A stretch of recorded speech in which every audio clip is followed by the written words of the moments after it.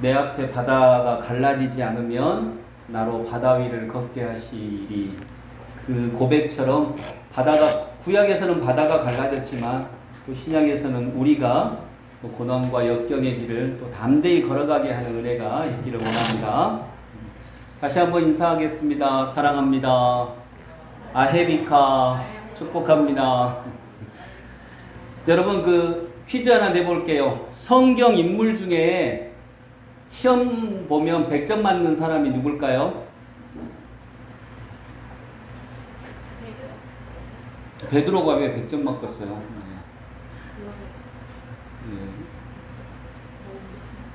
미리암이랍니다. 미리암.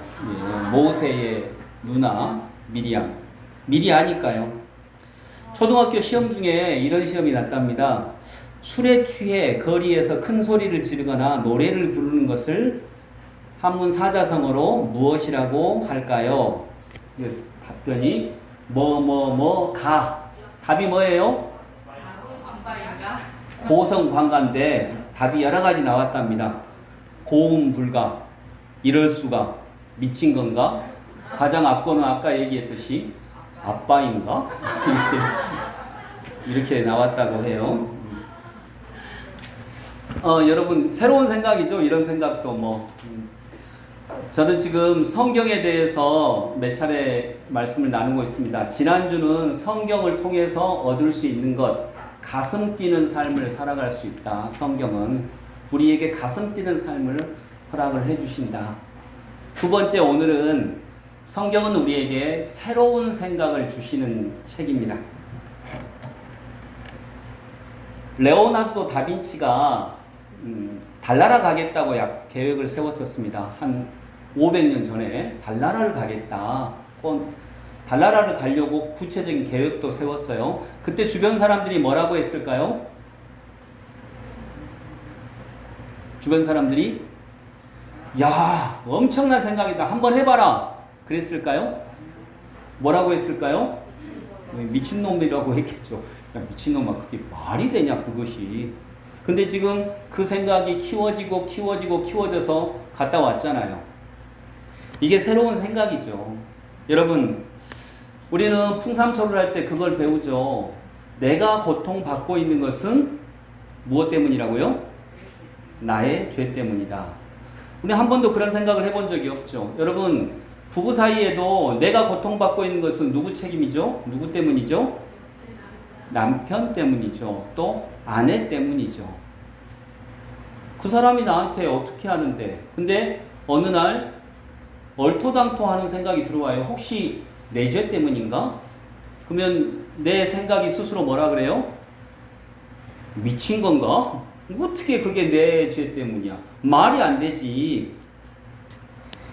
근데 똑같이 다빈치가 미친 생각을 통해서 정말로 하늘나라를, 이 달나라를 갔다 왔던 것처럼 어쩌면 우리도 미친 것처럼 보이는 그 생각을 통해서 정말 우리의 하늘나라가 열릴 수도 있지 않을까요? 오해하지는 마세요. 그럼 내가 더 잘못했다는 건가? 이건 잘잘못의 세계를 넘어가는 거예요. 존재의 세계를 얘기하는 거니까. 그래서 이것은 좀 굉장히 많은 수련과 설명이 필요합니다. 오늘은 그걸 다루는 게 아니지만 그래도 어쨌든 새로운 생각이 들어올 때 우리는 변화됩니다. 생각을 바꾸지 않는 한, 여러분, 생각을 바꾸지 않으면 살던 대로 살게 되죠? 좀 힘차게 대답을 좀 해주세요. 살던 대로 살게 되죠? 지금의 삶에서 벗어날 수가 없습니다. 그래서 지금의 삶은 일반적으로 무식하고 적은 문화와 허약과 가난함이에요. 무식은 무지하고 다릅니다. 무지는요, 배우지 못한 거고요. 무식은 식견이 없는 거예요. 그래서 대학원을 졸업했어도 박사여도 무식할 수가 있습니다. 식견이 없으면요. 근데 그런 무식한 삶과 문화가 없는 적은 문화와 허약하고 가난하고 이런 데서 벗어날 수가 없어요. 새로운 생각이 들어오지 않으면. 근데 성경은 새로운 생각으로 가득 차 있는 책입니다. 예수님은 날마다 새로워지는 분입니다. 그래서 2000년 전에 이 땅에 계셨던 분이지만 물론 지금은 성령님과 우리와 함께 있는 분이지만 지금도 새로워지고자 하면 누구든지 그분을 만납니다. 그리고 정말로 그분을 만나면 새로워집니다. 그래서 성경은요, 예수님은 새로운 생각의 보고이다라고 말할 수 있겠습니다. 그래서 오늘은 성경을 통해서 우리가 새로운 생각을 통한 새로운 세계를 경험하는 그런 은혜를 맛볼 수 있기를 원합니다. 41절부터 43절 다시 한번 같이 읽습니다. 41절부터 43절 시작.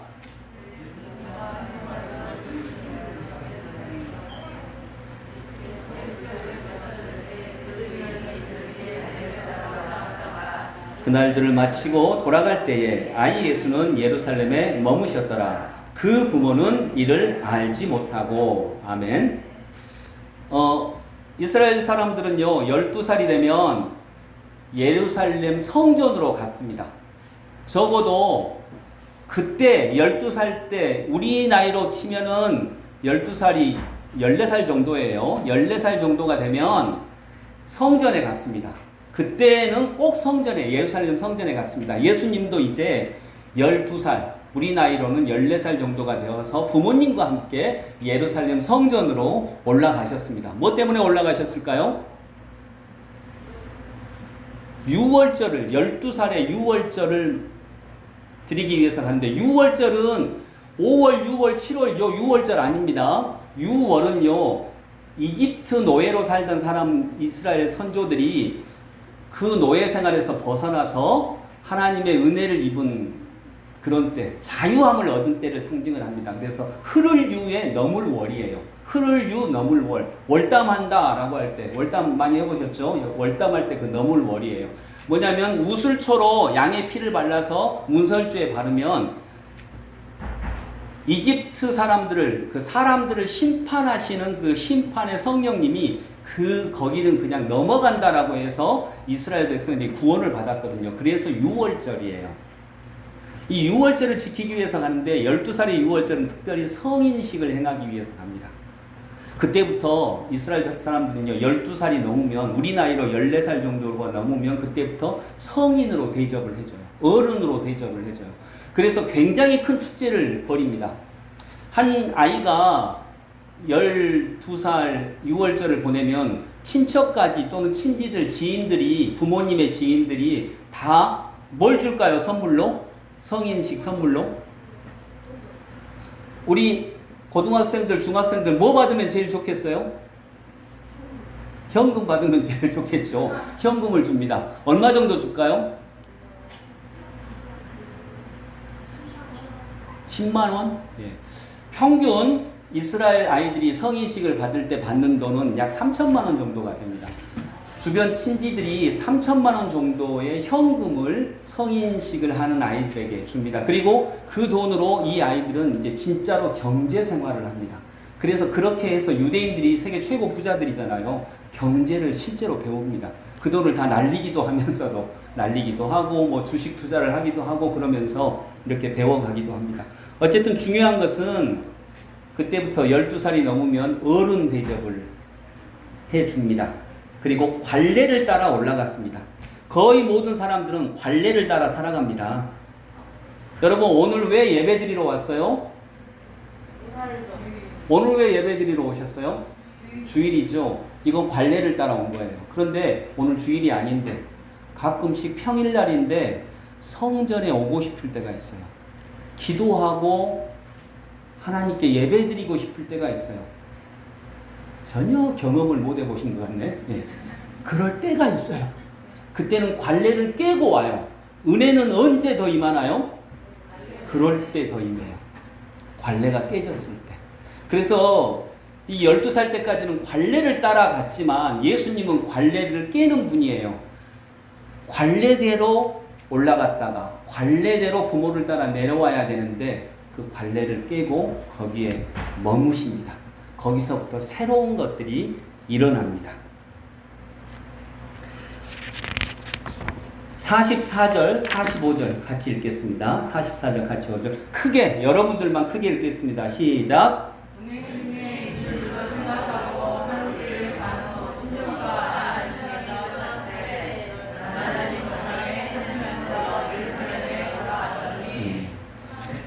이제 예수님이 성인식을 하러 예루살렘에 올라갔다가 이제 고향으로 다시 내려가야 돼요. 그래서 부모님들이 이렇게 고향으로 내려가는데 친척들이 다 같이 갔거든요. 그래서 예수님이 안 보이지만 그래도 어디 뭐 친척 중에 어디 있겠지, 누구 따라가고 있겠지, 외삼촌 따라가고 있겠지 하고 그냥 신경 안 쓰고 갔어요. 당연히 따라올 거라고 생각을 했으니까. 근데 계속 안 보여요. 하루가 지난 다음에 이제 좀 너무 안 보인다 해서 샅샅이 찾아보니까 진짜 없는 거예요. 친척과 아는 자 중에 찾되, 동행 중에 있는 줄로 생각하고 친척과 아는 자 중에 찾되 만나지 못하고 안 계신 거예요. 분명히 있을 거라고 생각을 했는데, 언뜻 생각해서 있을 거라고 생각을 했는데. 자, 여러분, 예수님은 어디서 찾아야 돼요? 성전에서? 여러분, 예수님 아나요? 예수님 아시는가요? 어떤 부부가 무단횡단을 했답니다. 근데 특별히 남편이 무단횡단을 더 심하게 하다가 트럭하고 치일 뻔했어요. 근데 트럭 운전사분들 싸납잖아요.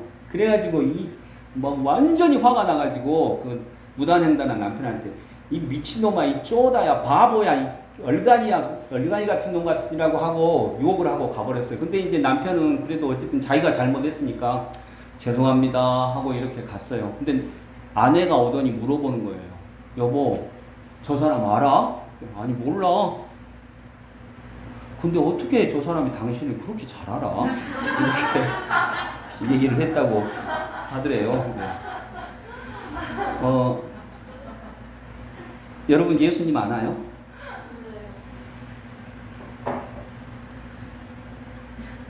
예수님은 우리가 아는 사람들 중에서 찾을 수 있는 분이 아닙니다. 예수님은 그런 분이에요. 우리는 다 예수님 안다고 생각해요. 예수님 그런 분 아니야? 기독교 이런 거 아니야? 뭐 다 알지 뭐. 그러면 어느 순간 예수님을 못 만날 거예요. 친척과 아는 사람 중에서 찾되 만나지 못하며. 여러분, 여러분이 아는 그런 분이 아니에요. 아는 사람 중에서 당연히 그러겠지, 당연히 있겠지, 당연히 친척 중에 있겠지, 당연히 우리 동행 중에 있겠지, 당연히 우리와 같이 가고 있겠지, 당연하다고 생각하고 하루길을 갔는데 안 계신 거예요. 여러분 중에 혹시 그렇게 생각하고 있지 않나요? 나 교회 다니는데, 나 집사인데, 나 권사고, 나 장로인데 당연히 계시겠지 뭐. 근데 어느 순간 안 계세요. 예수님은 계속 변화되시거든요. 예수님은 계속 새로워 가시는 분이거든요. 예수님은 아는 것 중에서는 찾지 못합니다. 우리가 알 수 없는 분이니까요. 우리가 어떻게 예수님을 다 알아요? 여러분, 예수님 다 우리가 어떻게 알겠어요? 날마다 새로워지시는 분인데, 여기서 요 근래에 요 몇 달 동안에 예수님 때문에 또는 성경 말씀 때문에 놀라본 적이 있으신가요? 우와, 우리 예수님이 이런 분이구나. 놀라신 적 있나요? 없다면 아마 예수님이 여러분 곁에 계시지 않는 건 아닐까. 알고 있는 것으로 살아가는 거죠. 즉, 과거에 만난 하나님으로 살아가는 거예요. 여러분, 아는 것으로 살지 마시기 바랍니다. 왜냐하면 안다라고 하는 것은 이미 과거예요. 공부를 잘한다라고 하는 것은 과거를 아는 거예요. 그런데 현재는 또 과거와 달리 새롭게 만들어져 가고 있거든요. 그래서 공부로 예수님은 알 수가 없습니다. 사랑으로, 만남으로 알 수 있는 분이에요. 근데 내가 하나님이 이런 분이시구나 라고 하는 요즘에 정말 몇 달 사이에 놀란 경험이 없다면 어쩌면 나는 당연히 예수님이 계시겠지라고 생각하는데 예수님이 안 계실 수 있어요. 친족과 아는 자 중에 찾되 만나지 못하며. 이 구절 그대로 우리가 적용될 수 있는 것입니다. 예수님을 우리가 다 어떻게 알겠어요? 부부도 모르는데.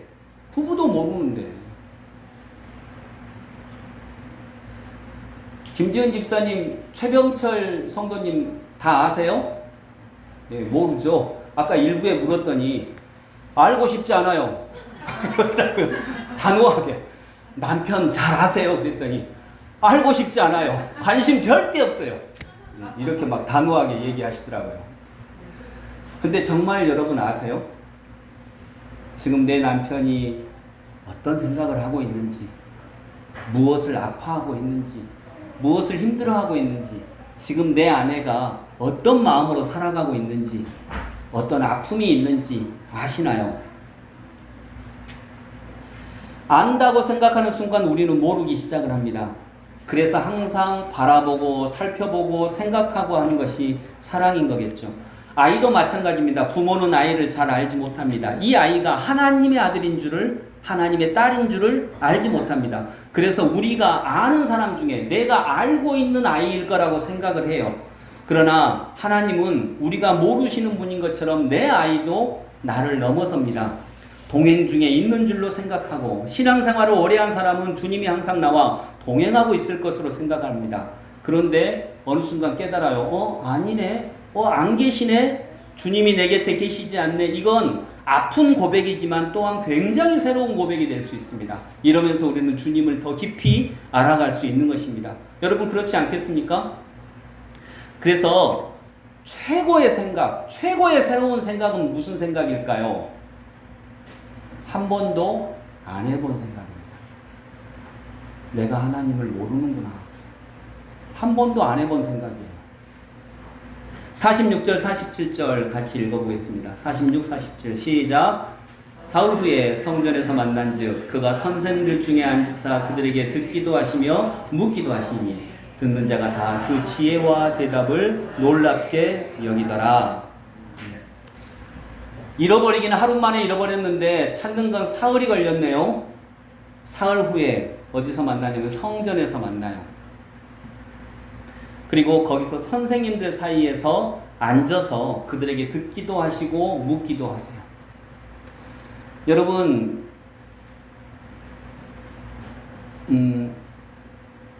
사흘 만에 만났다. 예수님이 새로 태어나신 거예요. 사람이 죽으면 며칠 만에 장사 지내나요? 사흘 만에. 왜요? 왜 사흘 만에 장사 지내요? 이건 전 세계적으로 다 그렇거든요. 사흘은 죽었다가 다시 영혼이 다시 살아난다라고 하는 날입니다. 그래서 예수님이 죽으신 지 며칠 만에 부활하셨어요? 사흘 만에, 3일 만에 부활하셨어요. 우리는 그래서 3일 만에 장례를 치러요. 다시 그 영혼이 살아나니까. 육신은 묻지만 영혼은 살아나니까. 달이 음력 초하루 초이틀은 빛이 없어요. 죽었죠. 그러다가 처음으로 초승달이 떠서 빛이 나는 날이 언제요? 음력 3일이에요. 그래서 3일은 죽었던 것이 다시 살아나는 상징이에요. 예수님은 3일 동안 이제 전혀 다른 분이 되셨어요.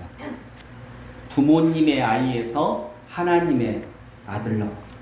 그리고 이제 그때는 누구를 만나요? 이제 14살이 되면 누가 필요해요? 선생님이 필요해요.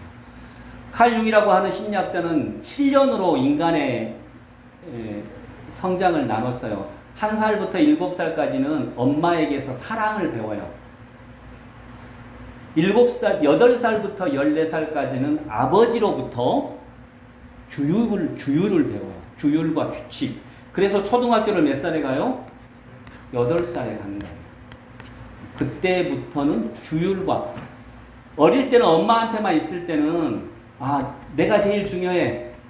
근데 이제 나만 중요한 게 아니라 다른 친구들도 중요하구나. 그래서 규율이 있어야 되는구나 라고 하는 것을 초등학교 때 가서 배워요. 그래서 8살 때 아이들이 이제 학교를 가요. 14살 때부터는 이제 엄마와 아빠를 떠나서 선생님을 만나요. 그래서 중학교부터는 과목별 선생님이 달라져요.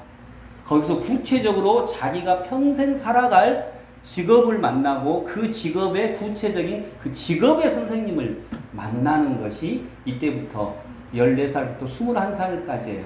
그리고 22살부터 28살까지는 이성을 만나요. 이성을 만나서 사랑을 하기 시작을 해요. 즉 나와 다른 것들을 만나기 시작을 합니다. 이때 예수님이 선생님을 만나죠. 선생님들과 묻기도 하고 대답도 하고 묻기도 하고. 이게 바로 그 나이에요. 예수님이 14살 때거든요. 우리 나이로 14살. 그러면 부모님들은 그때쯤 해서 자녀들을 가장 잘 길러줄 수 있는 것은 선생님을 만나게 하는 거예요. 자, 오늘의 핵심, 첫 번째 핵심입니다. 새로운 생각을 얻기 위해서는 누구를 만나야 돼요? 선생님을 만나야 됩니다. 여러분, 선생님이 있으신가요? 나보다 잘난 사람이 없어요. 예, 그럴 수 있죠. 그러나 그러면 이제 성장은 멈추기 시작을 해요. 인간에게는 네 분의 선생님이 계셔야 한다고 합니다. 첫 번째는 내 건강을 관리해주는 선생님. 두 번째는 내 영혼을 관리해주는 선생님. 세 번째는 책이죠. 책이 있어야 돼요. 책을 통해서 가장 많은 새로운 지식들이 들어오거든요. 네 번째가 말씀이에요. 예수 그리스도 하나님의 말씀, 즉 예수님을 만나야 돼요. 이 네 가지의 스승이 적어도 있어야 합니다. 그래야 사람은 성장합니다. 여러분, 이때 아이는 처음으로 부모님을 떠납니다. 그래서 14살이 되면 부모님은 자기가 기르기에 합당하지 않아요. 왜 합당하지 않을까요? 부모님에게서는 뭐만 나오죠? 사랑만 나와요. 사랑은 아이를 어른으로 길러가기에는 별로 적당하지 않아요. 그래서 나중에 보니까 마리아가 예수님에게 아이야, 왜 엄마 아빠에게 이렇게 하였느냐, 그 일로 인해서 우리가 근심했다라고 48절에 나오거든요. 아이로 나와요. 여러분, 아이는 가정에 필요해요, 안 필요해요? 필요하죠. 아이는 사회에서는 필요하기는 한데 직장에서는 아이 필요해요, 안 필요해요? 부모님은 아이를 길러내서 어른으로 만들기에는 적당하지 않아요. 왜냐하면 사랑이 너무 크니까요. 사랑이 너무 커요. 몇 번 들었던 예인데 우리 어머니가 계시긴 하지만 또 하나 예를 들면 제가 신학교를 다닐 때 그때 어머님이 이제 영락교회를 다니셨는데 그날 영락교회 오후 예배에 아프리카 선교사님이 한 분 오셨나 봐요. 그래가지고 정말 은혜스러운 간증을 하셨나 봐요. 여러분, 이 고생하시는 선교사님 간증 들으면 막 은혜가 막 엄청 나잖아요. 그래서 어머니도 너무 그때 은혜를 받으셨나 봐요. 그래가지고 제가 오니까 야, 그 선교사님 너무너무 훌륭하시더라. 어떻게 그렇게 평생을 그 어려운 사람들 속에서 그렇게 살아가신다냐. 너무너무 훌륭한 목사님이더라, 선교사님이더라. 그래서 제가 그랬죠. 어머니, 저도 아프리카 선교사 나갈까요? 그랬더니 우리 어머니가 이렇게 말씀하셨습니다. 연맹하고 자빠졌네. 니는 가지마! 이렇게 얘기를 하시더라고요. 우리 어머니가 잘못된 건가요? 예. 그 어머니 마음이에요. 모든 어머니의 마음이에요. 그분 너무너무 훌륭하시더라. 야, 어떻게 그런 훌륭한 선교사님이 계시냐. 그렇지만 내 아들이 거기 가는 건 별로 원하지 않으세요. 모든 어머니의 마음이에요. 그래서 어머니들은 자식을 크게 키우는데 적당하지 않아요. 너무 사랑만 하시니까. 선생님은 소년이었던 아이를 남자로 만들어줍니다. 선생님은 소녀였던 아이를 여자로 만들어줍니다. 여러분, 사회에서 소년과 소녀는 그렇게 필요하지 않아요. 사회에서는 남자 어른이 필요하고 여자 어른이 필요해요. 그런데 이 소년을 남자 어른으로 만드는데, 소녀를 여자 어른으로 만드는데 부모는 썩 적당하지 않아요. 그래서 선생님을 만나야 돼요. 선생님은 규율도 있거든요. 징계도 있거든요. 교훈도 있거든요. 듣는 자가 다 그 지혜와 대답을 놀랍게 여기더라. 내가 아버지 집에 있어야 될 줄을 알지 못하셨나이까. 예수님이 어느 사 이렇게 큰 거예요. 부모를 떠나 선생님을 만나고, 부모는 여전히 그 예수님을 친족과 아는 사람 중에서 찾는데, 그러는 한 정말 오늘 내게 오시는 예수님을 만나지 못해요. 여러분도 마찬가지예요. 오늘 내게 오시는 예수님을 친족과 아는 사람 중에서 뭐 예수님 그런 분 아니야? 뭐 예배 뭐 항상 그렇지 뭐 기독교 그런 거 아니야? 라고 하면 여러분은 오늘 살아계시는 예수님을 만나지 못합니다. 그리고 놀라지도 않고요. 충격도 없고요. 오늘 마리아가 그 대답을 놀랍게 여기더라. 그 선생님들이 예수님의 대답을 놀랍게 여기더라. 여러분 놀란 적 있으세요? 예수님 때문에. 요 근래에 예수님 때문에 놀란 적 있나요? 그러면 오늘 내게 오시는 예수님을 만난 지가 오래된 것입니다. 예수님은 항상 놀라우신 분이거든요. 내가 내 아버지 집에 있어야 될 줄을 알지 못하셨나이까. 새로운 부모가 생긴 거죠. 즉 내가 내 아버지 집에, 이 아버지는 하나님을 얘기하는 거고 이 하나님이 정말 아버지예요.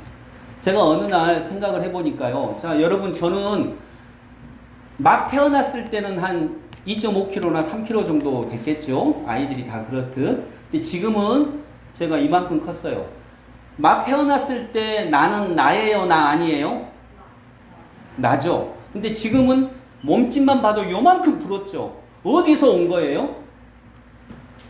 그때는 내가 요만했다면 그때는 내가 요만했는데 지금은 요만하잖아요. 한 살 때 없던 그 몸들이 어디서 왔어요? 어디서 왔어요? 음식에서 왔잖아요. 또 사랑에서 왔고 세상의 음식에서 왔고 그래서 나는 세상의 아들이고 나는 사랑의 아들인 거죠. 근데 내가 이제 죽어요. 죽으면 내가 없어지나요? 내 몸은 없어지죠. 근데 내가 이게 나나요? 이건 내 몸이잖아요. 내 몸, 내 컵이 나예요? 이게 유상선이에요. 이거 내 컵이거든요. 이거 유상선이에요? 아니잖아요. 내 컵, 내 몸이 나예요? 아니잖아요. 내 컵이 나 아닌 것처럼. 내 몸이 요만했는데? 어릴 때는? 용현이도 어릴 때는 귀여웠어요. 아멘이 안 되시겠지만 요만했어요. 귀여웠어요. 지금은 나보다 더 커져가지고. 그래서 죽어도 나는 안 없어져요. 인간은 죽으면 사라지는 존재가 아니에요. 그러면 뭐가 안 사라져요? 몸은 사라지는데 뭐가 안 사라져요? 그걸 우리는 영혼이라고 얘기하죠. 이 영혼은 누가 아버지예요? 이 몸은 우리 부모님이, 우리 아버지가 낳아주셨어요. 이 영혼은 어디서 왔어요? 그래서 제가 어느 날 깨달았어요. 아, 진짜 하나님이 내 아버지 맞네. 진짜네. 그건 사실이었어요. 생각이 아니에요. 그건 정확하게 사실이었어요. 두 분의 아버지가 있는 거예요. 내가 내 아버지 집에 있어야 할 줄을 알지 못하셨나이까. 부모가 낳을 수 있는 나는요. 아기 낳으면 몇 킬로라고요? 보통? 3kg라고 생각해봐요. 3kg도 보통 안 되지만 3kg 커요? 작아요? 작아요. 부모가 낳을 수 있는 나는 작아요. 더 크지 않아요. 그러나 그 아이를 엄마가 키우고 아빠가 사랑으로 키우고 어느 순간 그 아이가 하나님을 만나면 엄청 커져요. 아멘. 그래서 여러분 하나님을 만나시기 바랍니다. 그것이 새로운 생각이에요. 48절부터 50절 같이 읽습니다. 크게 읽어봅니다. 48절부터 50절 시작.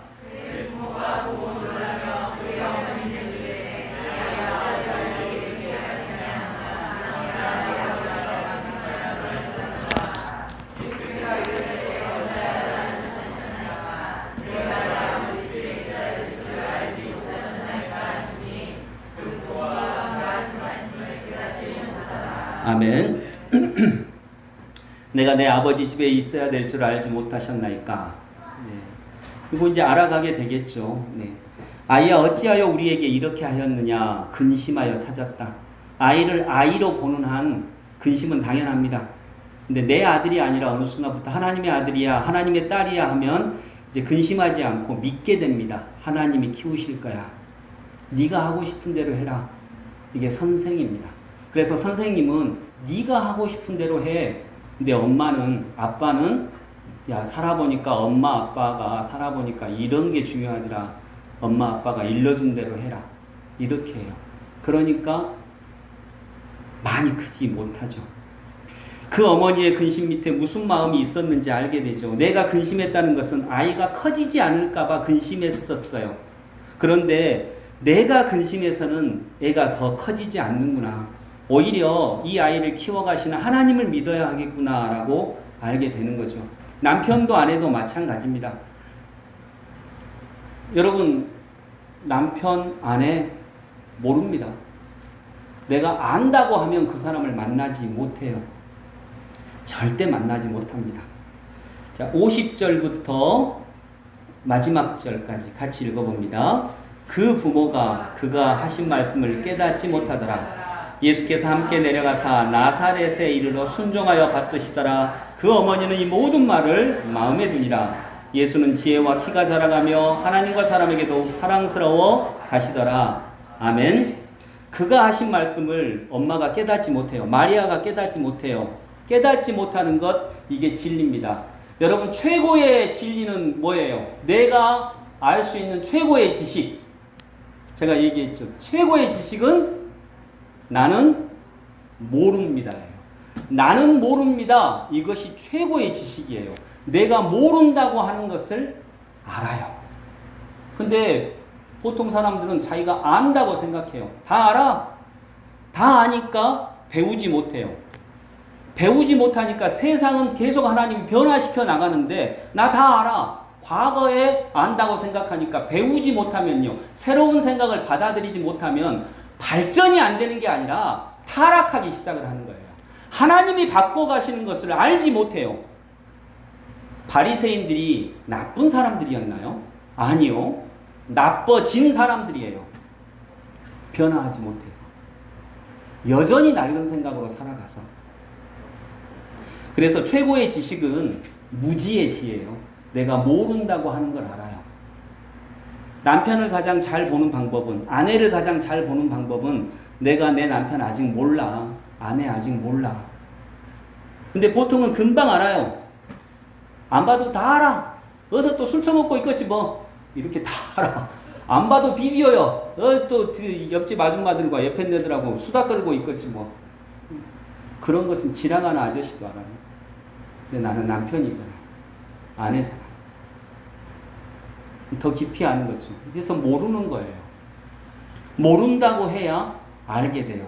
우리 영현이가 초등학교 3학년 때인가 저도 얘기를 하다가 제가 초등학교 3학년 때인가 2학년 때인가 영현아 너 요한복음 아냐? 그랬더니 영현이가 그러더라고. 요한복음이요? 네 번째 책, 신약성경 네 번째 책, 누가복음 다음. 나 다 알아요 그거. 나 전부 다 알아요. 거기 예수님이 그 5,000명 먹이신 이야기도 나오잖아요. 그러니까 그렇지. 야, 다 아냐? 나 다 알아요. 그러더라고요. 다 안다고. 그래서 다 안갑다 믿었죠. 저는 자식을 믿으니까. 근데 그 며칠 후에 제가 신학교 교수님이 요한복음 강의하는 걸 들었는데 그 교수님이 그러더라고요. 저는 평생 동안 요한복음만 연구했는데 아직도 요한복음의 세계가 너무너무 깊어서 저는 정말 지금도 전혀 요한복음의 깊이를 모릅니다. 그래서 내가 그랬죠. 용현이는 다 안다 그랬는데 용현이는 다 안다 그랬는데 저 30년 연구했다는 교수님이 뭐네? 그럼 누가 안 거예요? 용현이는 요한복음을 내가 모른다고 하는 것 자체를 몰라요. 그런데 그분은 적어도 내가 요한복음의 그 깊이를 모른다고 하는 것은 알아요. 그러니까 누가 배우고자 하겠어요?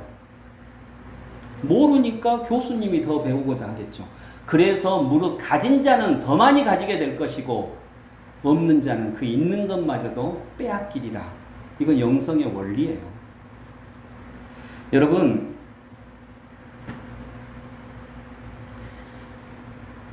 모르니까 마리아는 그 말씀을 마음에 두었어요. 이게 모르는 자의 태도예요.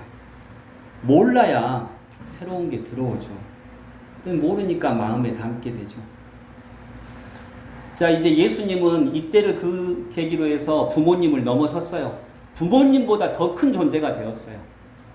근데 부모님을 넘어서고 부모님보다 더 큰 존재가 되니까 이제 바로 부모님을 떠나야죠. 그러지 세연아, 이제 부모님을 떠나야지. 그렇지. 좀 아멘 하잖아요. 고개를 끄덕이고. 부모님을 넘어서니까 부모님을 떠나야죠. 근데 예수님 떠났나요? 뭐라고 나와 있죠? 예수께서 함께 내려가사 나사렛에 이르러 순종하여 받드시더라. 예수님이 이때 이미 부모님을 넘어섰어요. 근데 18년 동안 거의 20년 가까운 세월 동안 부모님을 받드시면서 살아요. 순종하면서 살아요. 혹시 우리 성도님 중에 어떤 분들은 저보다 더 영성이 깊이 있는 분도 있으실 거라고 생각을 해요. 그런데 목사님이니까 받드시면서 살아갈 수도 있어요. 하나님이 그렇게 말씀하실 수도 있어요. 예수께서 부모님을 섬기셨다. 이미 부모님을 넘어섰는데 부모님에게서 배울 거 이제 없거든요. 그런데 부모님을 20년 가까이 섬기셨어요. 그리고 18살쯤에 육신의 아버지인 요셉이 죽어요. 그래서 예수님은 소년 가장이 되셔서 30살까지 그 가정의 살림을 책임지시면서 공생의 전까지 사세요. 저는 이 구절이 진짜 아름다운 구절 같아요. 여러분, 예수님은 제 얘기 잘 들어보세요. 예수님은 인류를 사랑하신 적이 없어요. 예수님은 인간 한 사람 한 사람을 사랑하셨어요. 인류라고 하는 건 존재하지 않아요. 오직 구체적인 한 사람 한 사람의 인간만 존재해요. 전체 속에서 구체적인 한 사람 한 사람 인간만을 사랑하려고 할 때 성장해요. 나는 남자를 사랑하지 않는다. 이 사람 되게 여자한테 관심 많다. 이 사람 되게 여자한테 관심 많아. 그런 사람일수록 자기 아내 한 사람을 사랑하기가 어려워집니다. 왜냐하면 여자라고 하는 건 실제하지 않아요. 남자라고 하는 건 실제하지 않아요. 여자는 내게 구체적으로 아내라고 하는 존재, 딸이라고 하는 존재로 실제해요. 근데 아내 문제 많아요? 없어요? 두 말 해, 뭐 하겠어요? 여기 남편분들 아내 문제 많아요? 적어요? 우리 집사람만 빼놓고 거의 모든 아내는 문제가 많아요. 이렇게 말할 수밖에 없는 제 자신의 처지도 이해를 해주시고요. 우리 집사람만 빼놓고 거의 모든 아내들은 문제 많아요. 그런데 내가 여자를 사랑한다고 할 때는 그 여자는 추상이에요. 아내라고 하는 구체적인 사람으로 와요. 아내는 문제 많아요. 여자는 문제 없어요. 아내는 문제 많아요. 그러나 그 문제 많은 아내를 사랑할 때 내가 성장하기 시작을 합니다. 여기 부인 여러분, 남편 문제 많죠? 일부 예배 때는 어느 분이 남편 문제 많죠? 그러니까 말이 안 나와. 말이 안 나와. 근데 내가 남자를 사랑한다라고 할 때 그 남자는 존재하지 않아요. 남편으로 존재해요. 근데 그 사람은 문제가 많거든요. 그런데 그런 한 사람을 사랑할 때 내가 성숙해지고 내가 아내가 되고 그 남자는 남편이 되고 그 반대도 마찬가지입니다. 여러분 자식들 사랑하시죠? 자식이 있는 분들 자식들 사랑하시죠? 사랑하죠. 목숨보다 더 사랑하죠. 그런데 구체적으로 사랑하기가 쉽지가 않아요. 그래서 아들, 딸들한테 물어보면 부모님이 너희들 얼마나 사랑하시는지 아냐? 야, 죽으라면 죽어. 그때 아이들은 원하는 거죠. 좀 웬만하면 신경 좀 꺼졌으면 좋겠어요. 예. 웬만하면 나한테 신경을 오히려 끄면 더 나을 것 같아요. 우리 은성이도 웃잖아요. 네. 근데 그것이 사랑은 그렇게 다가오는 거거든요. 예수님은 인류를 사랑하시기 전에 부모님을 섬기셨어요. 한 사람 한 사람 허물 많고 아픔 많고 구체적으로 문제 많은 한 사람을 섬기셨어요. 그러다가 주님은 성장하셨죠. 또 공생애를 하실 때는 그렇게 문제 많은 제자들 한 사람 한 사람을 사랑하셨어요. 여러분 인류를 사랑할 수는 있습니다. 근데 아쉽게도 그건 굉장히 쉽습니다. 여러분 몽고 사람들 사랑하세요? 몽고 사람들 사랑하는 건 쉬워요. 그냥 돈만 보내면 돼요. 근데 그 몽고 사람이 구체화되어서 내 옆에 사람으로 와 있을 때 그 사람을 사랑하는 것은 쉽지가 않아요. 왜냐하면 그건 실상이거든요. 구체적이거든요. 인류를 사랑하는 것은 내가 죽지 않고도 사랑할 수 있습니다. 그러나 구체적으로 한 사람을 사랑하는 것은 내가 죽어야만 가능합니다. 새로운 생각이 들어와야만 가능합니다. 마리아도 마찬가지였습니다. 이해되지 않았는데 이 모든 말을 마음에 드니라. 깨닫지 못해도 여러분 주님을 믿고 가시기 바랍니다. 그분은 정말로 믿을 만한 분입니다. 저는 또 하나 굉장히 아름다운 구절이 52절 마지막이에요. 52절만 다시 읽어볼까요? 시작.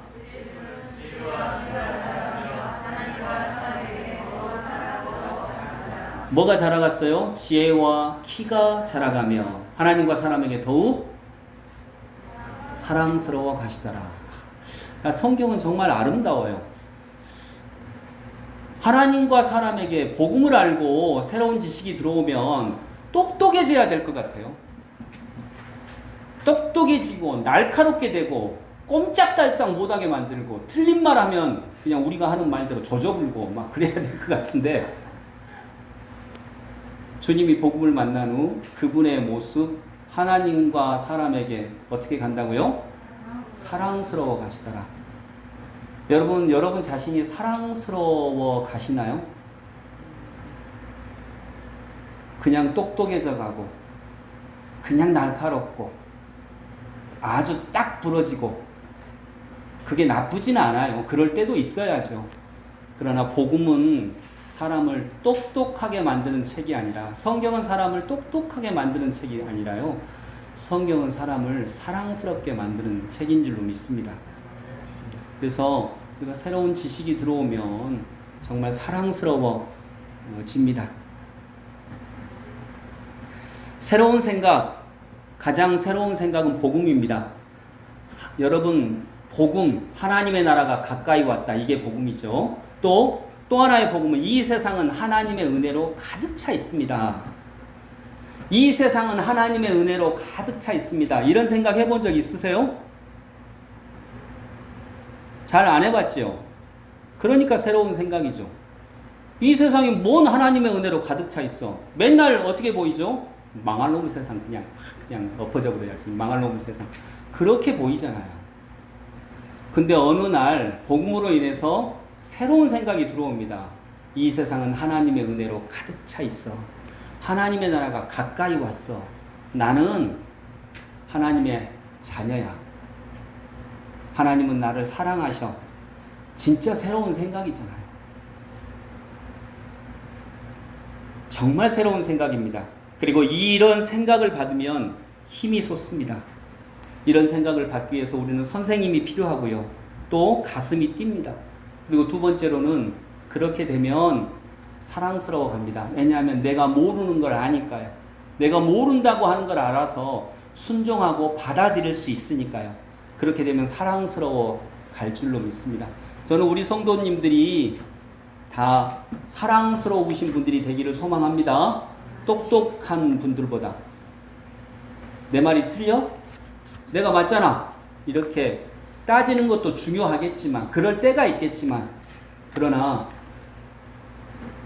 이 세상은 하나님의 은혜로 가득 차 있습니다 라고 할 때 내 이해를 넘어서는 이 복음의 고백을 그냥 마음에 두고 아멘으로 받고 또 그런 가운데 깊이 속으로 들어가서 어느 순간 사랑스러워가는 하나님의 모든 백성들 될 수 있기를 소망합니다. 기도하겠습니다. 고맙고 감사하신 주님, 이 세상은 하나님의 은혜로 가득 차 있습니다. 하나님의 나라가 가까이 왔습니다. 나는 하나님의 백성이며 이 세상 속에 하나님의 나라가 임재하고 있습니다. 주님, 이것은 새로운 생각입니다. 이런 생각 해본 적 없습니다. 맨날 생각한다면 그저 망할 놈의 세상이고 뒤엎어질 세상이고 내 주변에 있는 사람들, 내 가족들, 내 남편, 내 아내 이런 사람이고 그렇게만 생각을 했는데 정말 복음으로 인해서 새로운 생각이 들어오기 원합니다. 그리고 그 새로운 생각이 나를 가슴 뛰게 하고 어느 순간 정말 사랑스러운 사람으로 만들어가는, 그래서 이 세상이 살맛 나는 그런 아름다운 복을 전하여 주시옵소서. 예수님의 이름으로 기도드립니다. 아멘.